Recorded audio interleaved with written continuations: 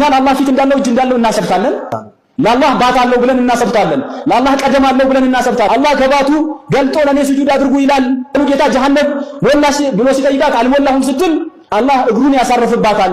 ያኔ ፈይንዘዊ ባዕዱሃ ኢላ ባዕድን ፈተቁሉ ቀጥቀጥ በቃኝ በቃኝ ትላለች። እግሯን ለአላህ ሁለት አይኖች አሉት ላይ ይስቃል። እነዚህም በሙሉ ባህሪያቶችን በቁርአንና በሐዲስ ተነግሮናል።